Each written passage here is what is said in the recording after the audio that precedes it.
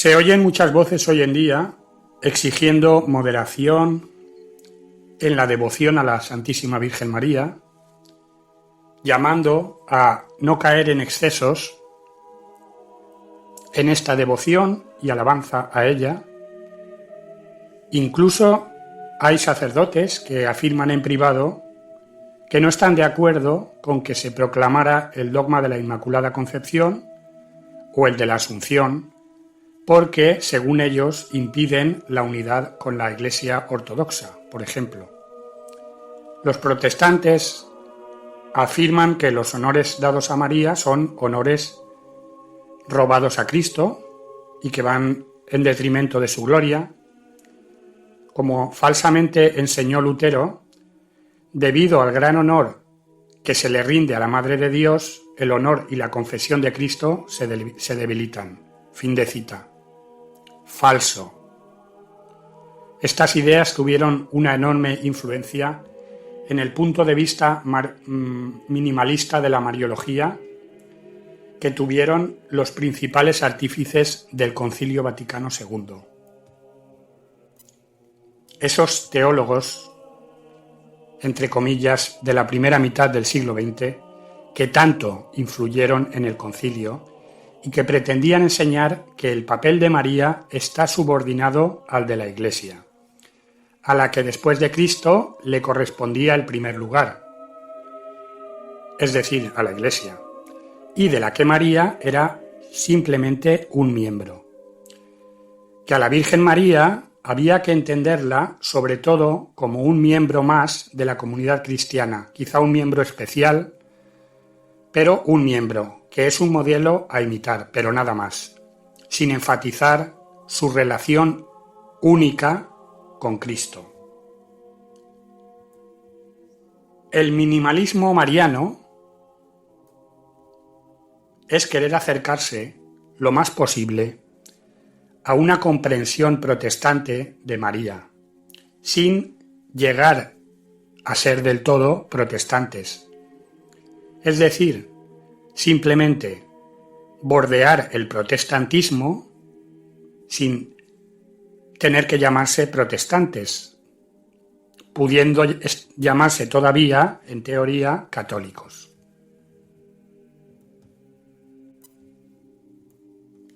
Lo cual es imposible. Es decir, parecerse lo más posible a los protestantes en lo que se refiere a la Virgen María sin llegar a ser protestantes. Imposible. Y vemos hoy en día a muchos católicos pidiendo ser cuidadosos al hablar de las glorias de María para no escandalizar a los hermanos separados. Esa es la excusa que utilizan. Y esta fue la pretensión del Concilio Vaticano II, hacer de la Virgen María digna de ser admirada y exaltada, pero simplemente porque es la primera de los redimidos, y poner a María entre nosotros como uno de nosotros. Y este impulso hacia el minimalismo mariano estaba muy relacionado, extremadamente relacionado con el ecumenismo. Dice así, por ejemplo, el documento conciliar Lumen Gentium. Exhorta encarecidamente a los teólogos y a los predicadores de la palabra divina a que se abstengan con cuidado tanto de toda falsa exageración cuanto de una excesiva mezquindad de alma al tratar de la singular dignidad de la Madre de Dios. Y también exhorta encarecidamente a los teólogos que en las expresiones o en las palabras eviten cuidadosamente todo aquello que pueda inducir a error a los hermanos separados o a cualesquiera otras personas acerca de la verdadera doctrina de la Iglesia. En primer lugar, los hermanos separados no son hermanos separados. Esa es una nueva denominación que se les ha dado pero no son hermanos separados y no son cristianos. Y en segundo lugar, claramente, esto que dijo, estas palabras del Lumen Gentium, es lo que podríamos llamar minimalismo mariano disfrazado bajo la palabra moderación. ¿Cómo ser moderado en el amor a la Santísima Virgen? ¿Acaso Dios es moderado en su amor a ella? ¿Acaso Dios es un minimalista mariano? De ninguna manera. Dios no es minimalista y ciertamente no es moderado en su amor, ni a los hombres. Y eso se demuestra con la muerte de cruz, y mucho menos es moderado en su amor a su Santísima Madre.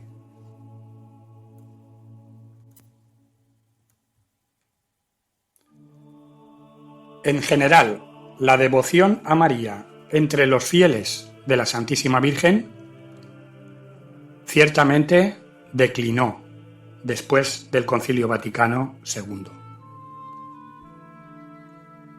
Frente a esta forma miserable, tacaña y mezquina de ver a la Santísima Virgen María, y por tanto a Dios también, frente a esta forma, está lo que siempre ha sido en la Iglesia durante 2000 años, y lo que han sido todos los santos y los verdaderos fieles católicos, que es lo que se ha dado en llamar hoy en día lo opuesto, es decir, maximalismo mariano. El caso es que el maximalismo mariano no es una exageración ni un exceso, sino que es algo justificado. No es sólo una devoción piadosa. Es algo guiado por el Espíritu de la verdad, el Espíritu Santo. Los padres de la Iglesia, los doctores de la Iglesia, los santos y una enorme cantidad de papas eran maximalistas marianos. El beato Duns Scoto dijo: si no es contrario a la autoridad de la Iglesia o de la Sagrada Escritura, parece probable que lo que es más excelente debe atribuirse a María. Y como dijo el padre Rollo Marín, basta con no decir que es una diosa o que es Dios para saber que no estamos exagerando. Basta con no decir que es Dios, basta con no decir que la Virgen María es Dios para saber que no estamos exagerando. Los datos o los factores con los que analizar o valorar todo esto no son ni más ni menos que las verdades reveladas por Dios sobre sí mismo y su relación con su madre. Un aspecto fundamental a tener en cuenta a la hora de medir cuánta devoción se debe tener a la Santísima Virgen, hasta qué grado de devoción a ella se debe llegar, es el tema de la predestinación conjunta absoluta de nuestro Señor y Nuestra Señora. Esta predestinación conjunta es una enseñanza magisterial, sellada y acuñada de manera infalible tanto por el Papa Beato Pío IX en 1854 en su bula papal Ineffabilis Deus, donde proclamó solemnemente el dogma de la Inmaculada Concepción, como también por el Papa Pío XII en la bula de definición de la Asunción Munificentissimus Deus de 1950.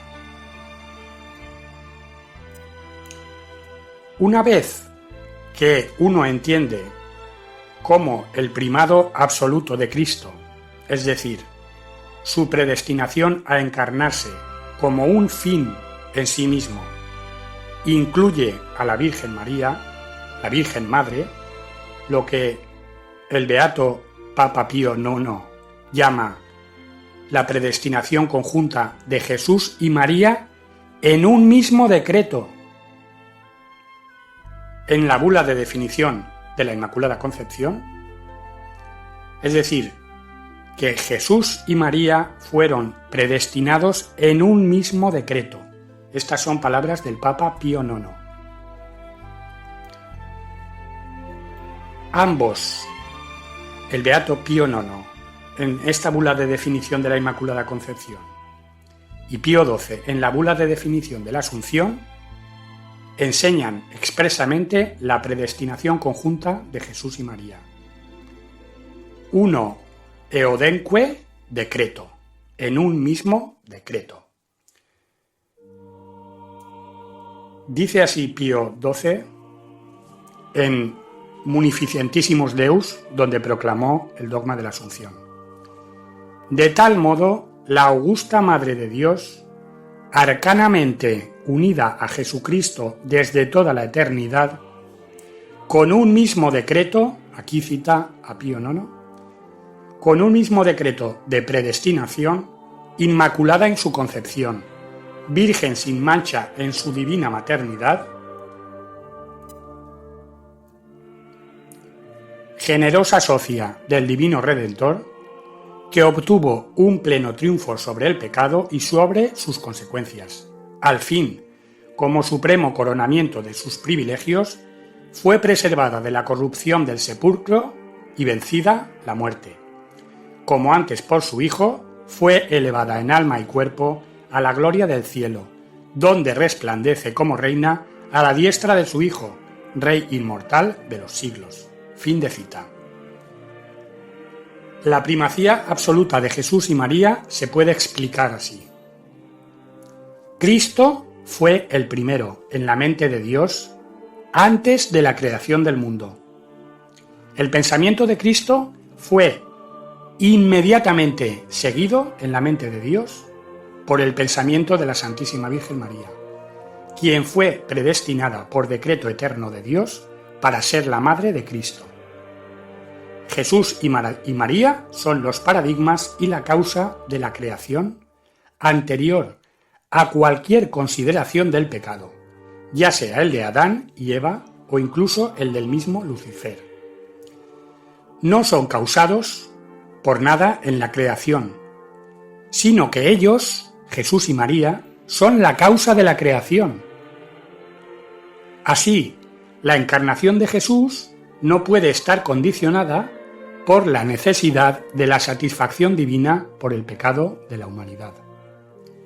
El beato Duns Scoto argumenta que no había necesidad de que el Dios hombre Jesucristo se encarnara para morir por nuestros pecados.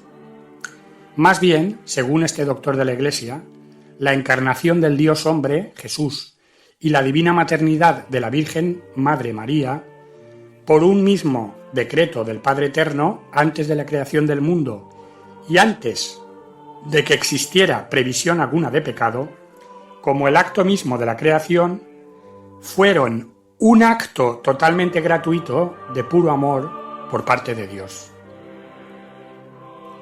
La primera gran consecuencia de esta predestinación conjunta de Jesús y María, que es crucial para entender y abrazar este maximalismo mariano, es que no hay competencia alguna entre Jesús y María o entre María y la Iglesia. Ambos están predestinados por un mismo y único decreto de Dios Padre. Y tampoco hay competencia entre la Virgen María y la Iglesia. San Lorenzo de Brindisi dice así: ella era la madre predestinada de Cristo, habiendo sido predestinada antes que todas las criaturas, junto con Cristo, el primogénito de toda criatura, porque Cristo había sido predestinado para ser el Hijo de María, así como María había sido predestinada para ser la madre de Cristo.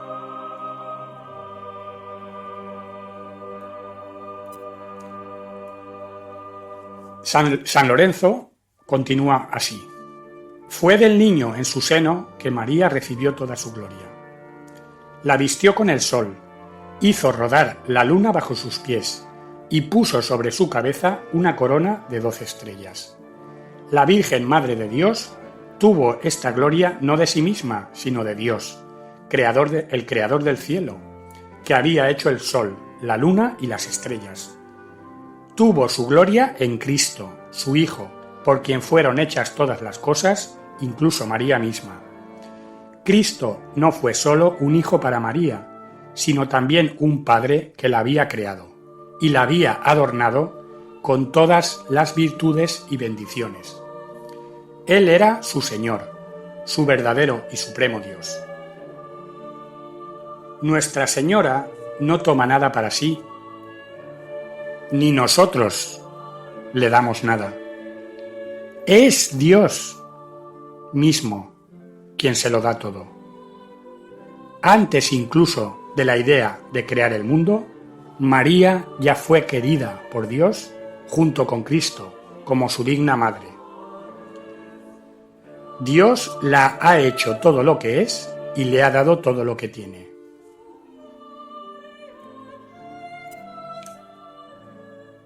El teólogo y mariólogo jesuita del siglo XVI, Francisco Suárez, expresó la relación única de Nuestra Señora con Cristo de esta manera, diciendo que ella pertenece, en cierto modo, al orden de la unión hipostática.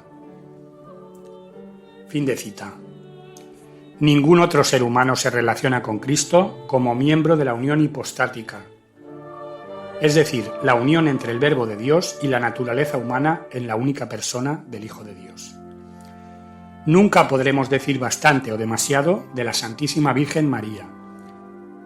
Cuanto más cerca la pongamos de Dios, más cerca estaremos de la verdad sobre ella. Porque las glorias de María no se pueden limitar. Lo único que no se puede decir sobre ella es que es Dios. Pero fuera de eso, de María nunquam satis. Sobre María nunca podremos decir lo suficiente. Cualquier límite que le quieran poner es rebajar su gloria y es rebajar la verdad. Y toda esta gloria es lo que Dios quiso hacer de ella, lo que Él quería desde toda la eternidad. Porque pudo y porque quiso. Porque es Dios Todopoderoso y hace las cosas como Él quiere, no como nosotros, miserables criaturas, queremos. No como los católicos queremos o los protestantes quieren, sino como Él decide. Y los santos, los papas, los padres y los doctores así lo han sabido desde el principio. Y el caso es que querer ser verdaderos católicos y no escandalizar a los protestantes son dos conceptos opuestos entre sí.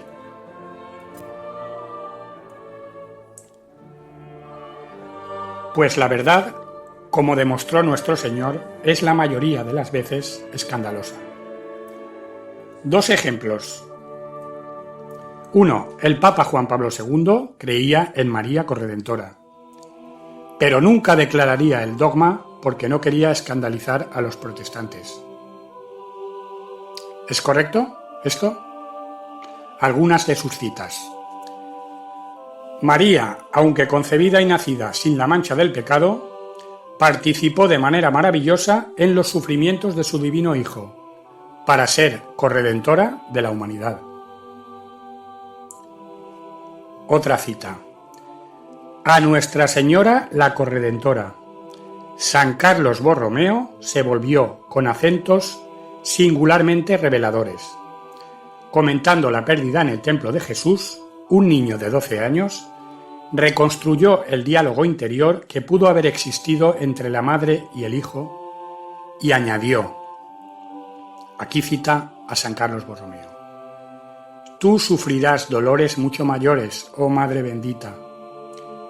Aquí está el hijo hablando a la madre. Y tú seguirás viviendo, pero la vida será para ti 1000 veces más amarga que la muerte. Verás a tu hijo inocente entregado en manos de los pecadores. Lo verás brutalmente crucificado entre ladrones. verás su costado santo traspasado por la estocada cruel de una lanza. Finalmente verás derramar la sangre que le diste. Y sin embargo, no podrás morir. Ahí acaban las palabras de San Carlos Borromeo, citadas por Juan Pablo II.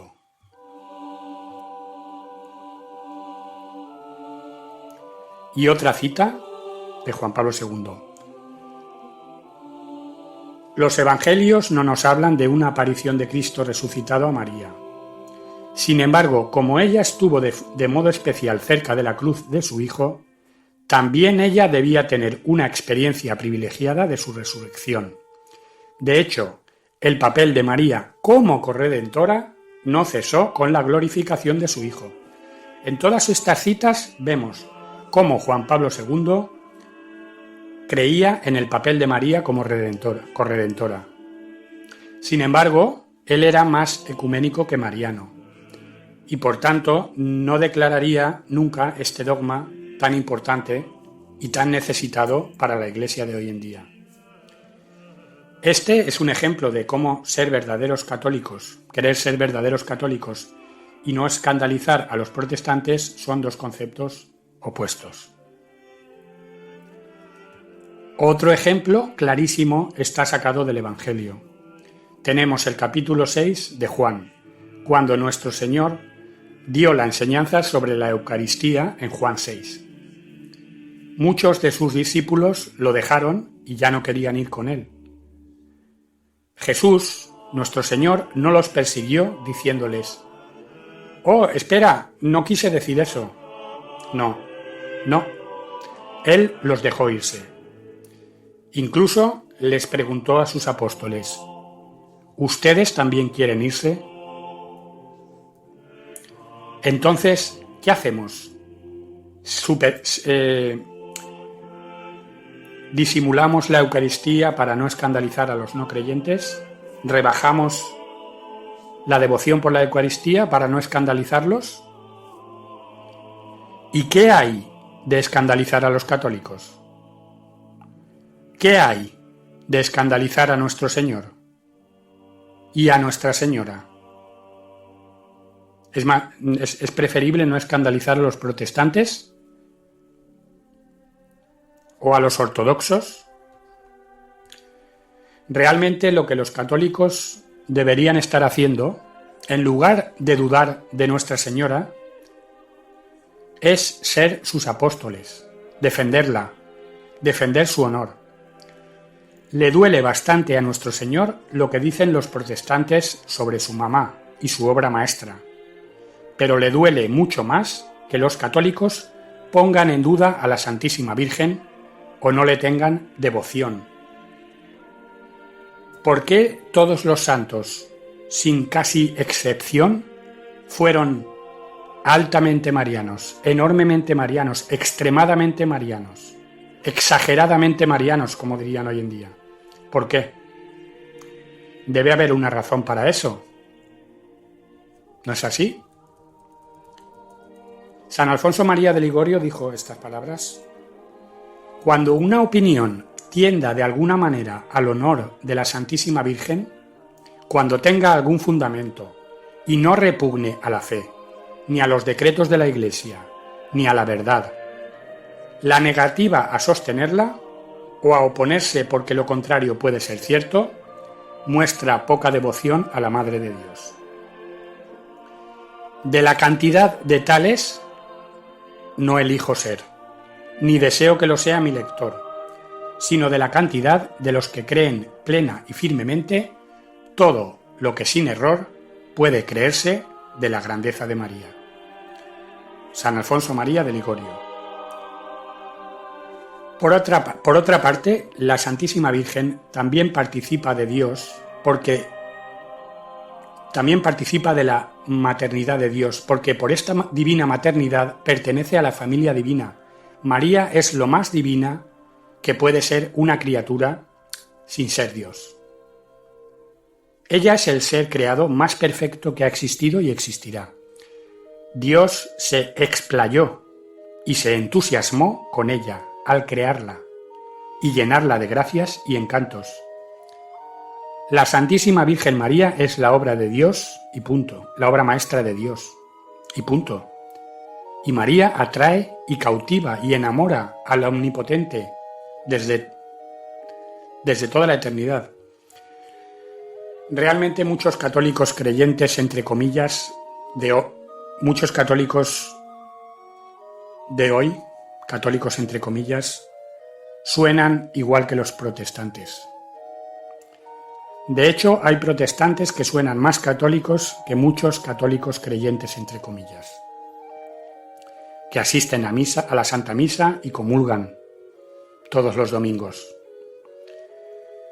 Estos son los que necesitan más ser evangelizados.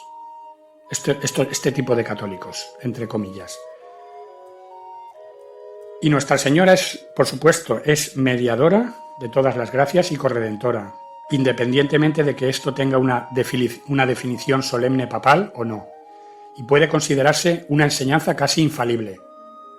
No se puede poner en duda, y guste o no a algunos, ella es necesaria para nuestra salvación. Esta es una enseñanza que se remonta a los padres. Y si alguien encuentra esto inquietante o molesto, lo cual, dada la mala catequesis que ha habido en la Iglesia en las últimas décadas y toda la situación actual, se podría casi llegar a comprender. Pero si uno encuentra esto molesto, solo que lo piense de esta manera.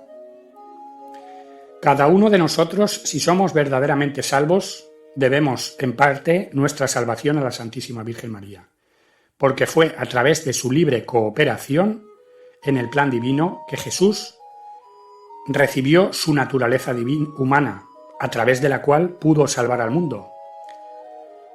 Si no hubiera tenido naturaleza humana que le dio enteramente Nuestra Señora, no tendríamos la salvación. No tendríamos la salvación sin la cruz, y no tendríamos la cruz sin la encarnación.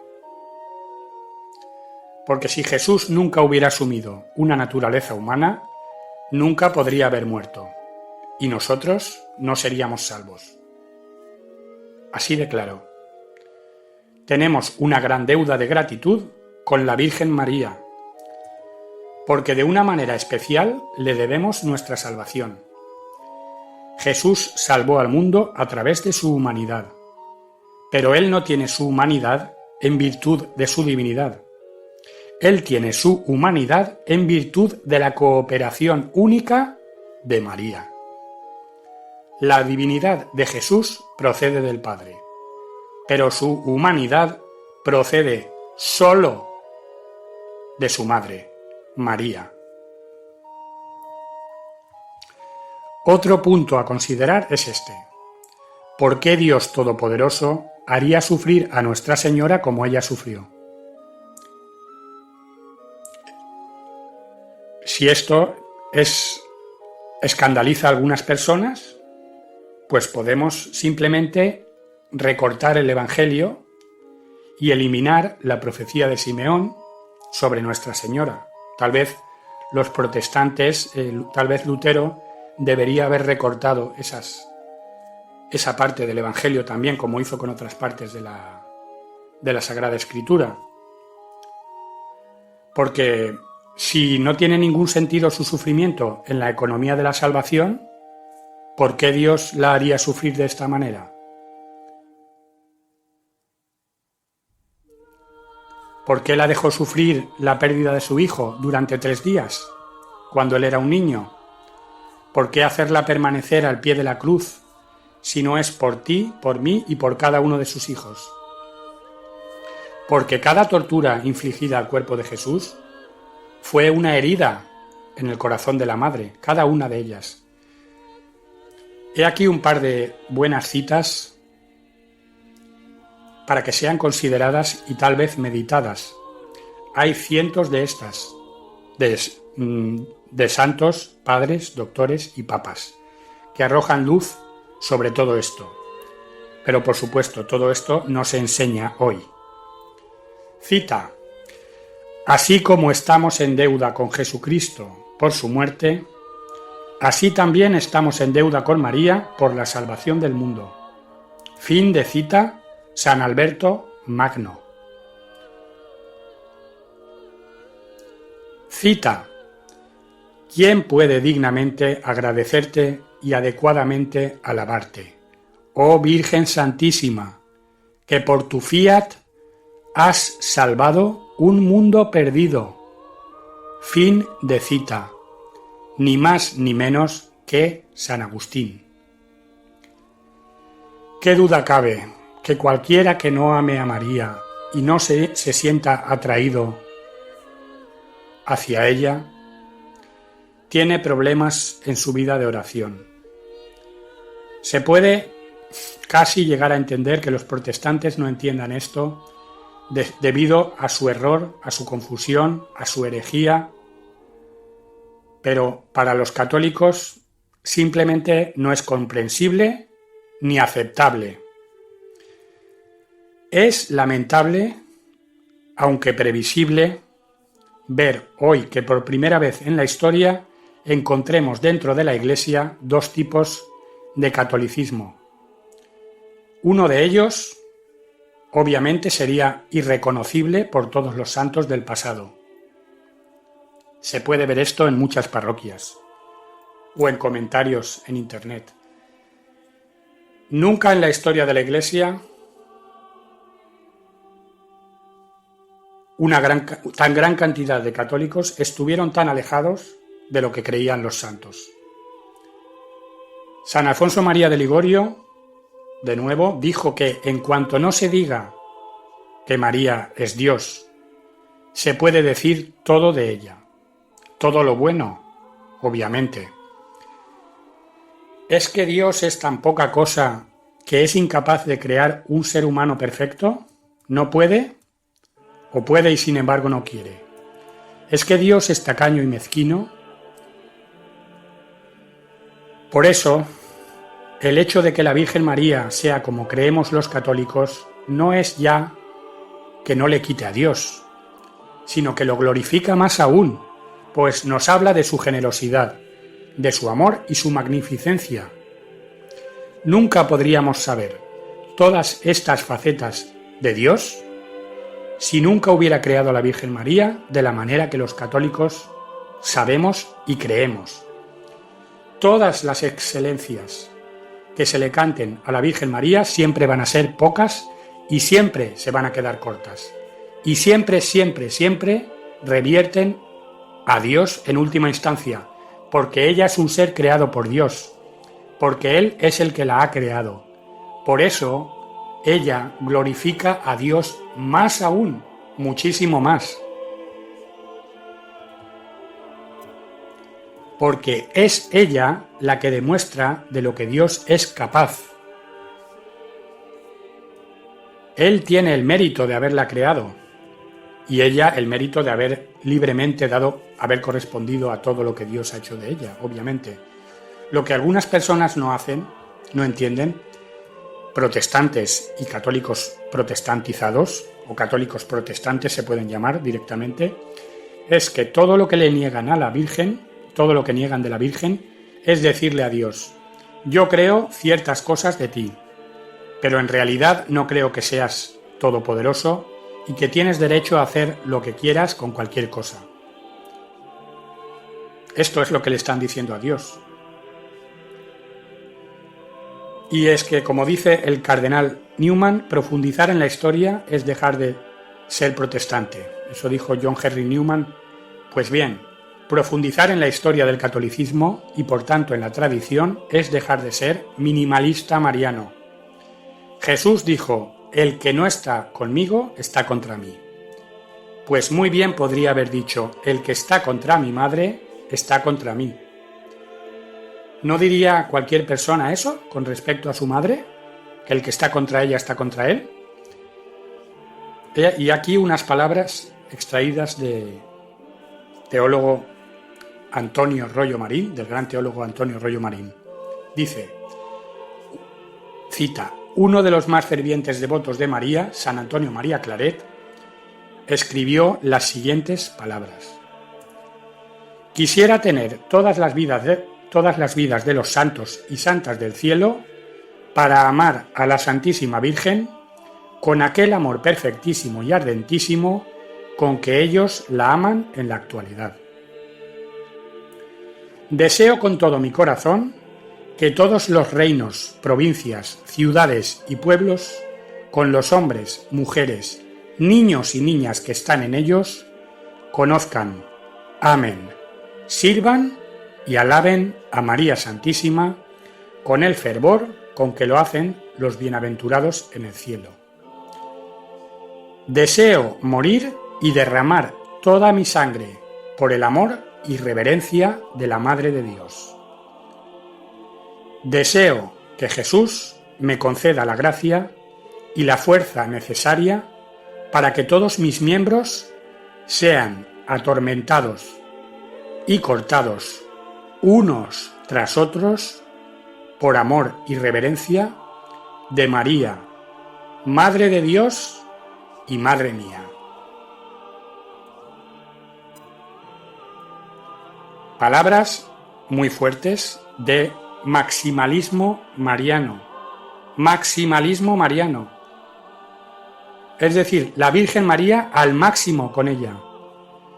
Y el gran obispo norteamericano, Monseñor Fulton Sheen, sigue así contando Antonio Rollo Marín, el gran obispo norteamericano Monseñor Fulton Sheen escribe, no sin cierta ironía, contra los que tachan de exagerado el amor de los católicos a María. Dice así el arzobispo Fulton Sheen. Cita: si la única acusación que nuestro Señor me hiciera el día del juicio fuese que había amado demasiado a su madre, me sentiría entonces completamente feliz. Fin de cita de Fulton Sheen y fin de cita de Rollo Marín.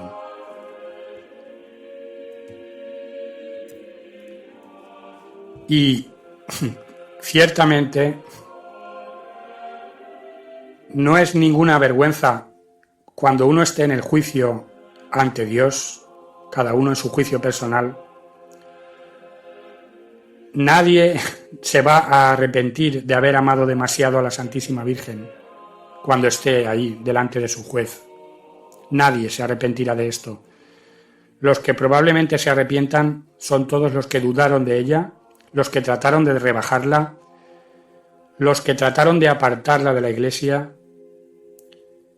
y los que llamaron a la moderación y a no exagerar en la devoción y en el amor a la Virgen María. Lo mejor que se puede hacer, sin duda, es rezar por este tipo de personas, porque lo necesitan. Todos lo necesitamos, pero todos estos especialmente, porque el odio o la indiferencia a la Santísima Virgen María no viene de Dios, viene más bien del otro, de la serpiente infernal, a quien ella le aplasta la cabeza. Alabados sean Jesús y María, sean por siempre alabados.